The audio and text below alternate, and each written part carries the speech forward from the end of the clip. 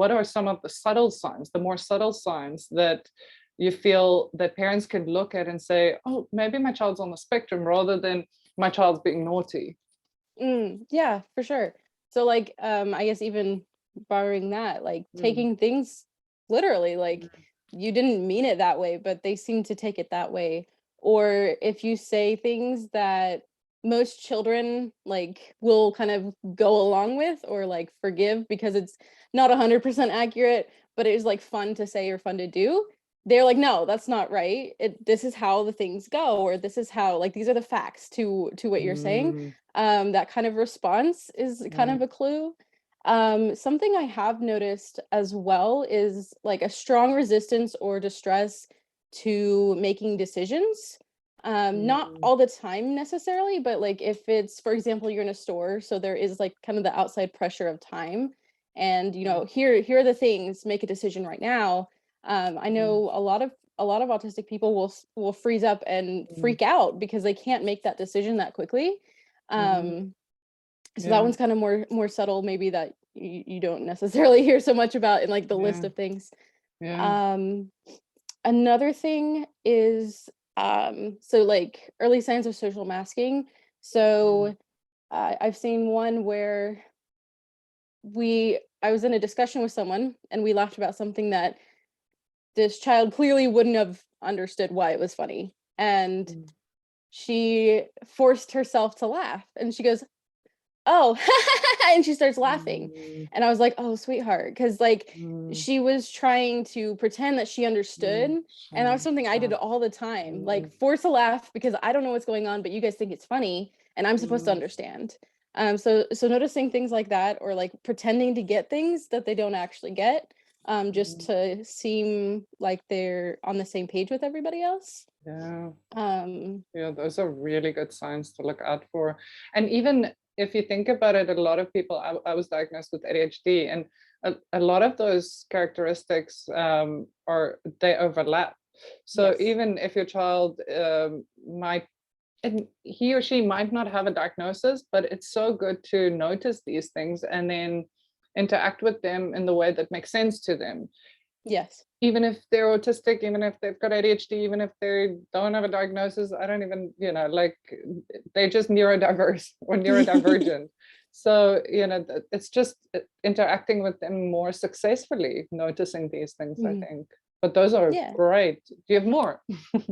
I have a few more, sorry. Yeah, no, I love them. I was trying to brainstorm for That's that. awesome. Sorry.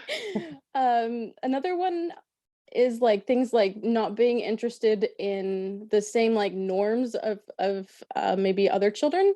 So like Mm, there might be things that are super popular. I've heard from parent groups like everybody knows like this show or this thing. mm, And a lot of times you'll see that they're not really interested in those sorts of things. They'll be interested in their very own unique thing that might not trend quite as much as with maybe what's very popular at the time. mm, Um, and also not making friends their own age. This is something for me too. I usually would make friends who were much older than me, and I still have a lot of older friends. And then mm, as I've gotten older, making younger friends. mm, For some reason, just like because it's almost like we're not on the same, it feels like we're not on the same developmental level almost. And so it mm. feels more natural to make friends with people who might um for some reason we click better at like age ranges above or below for some reason. I think it I've might, noticed that. like, if I just have to think about it now, I think it makes sense because there might not be that much pressure on you're comparing yourself with that person because he's the same age or she's the Mm. same age. So you're Yeah. thinking, like if you're talking about something exactly what you said in the previous point, you said, like they might not, you might not be interested in the same, I don't know, like popular characters out there or popular movie stars. But that's okay because the older friend or the younger friend, they don't really know what's Yeah. popular in that age group. So that makes sense there for me. Yeah. And then sorry, um another thing also is not enjoying the fun breaks in routines. So sometimes, parents will want to surprise their children and they're like, actually, today we're not going to school. We're going to go to the park and have a fun day. Where that break in routine is actually more distressing and upsetting than the fact that they don't Mm, have to go to school. Um, I've mm, it breaks my heart because I heard this happen a lot where parents will try to surprise their children. There was one parent mm, who they took off of work early to be able to eat dinner with their child, and their child was not about it because their parent was always at work at that time, and that's how things mm, went. And they're like, why aren't they happy that I did this thing for them? And it's not that they're not happy to see you, or they don't appreciate that you want to like have mm, fun with them. It's that you broke the routine, and that's really mm. hard for them to handle and deal with. Yeah, So that's something I've heard as well. So yeah, yeah. very important, right? Because it's important to teach flexibility, but in a way that doesn't disrupt that person too much.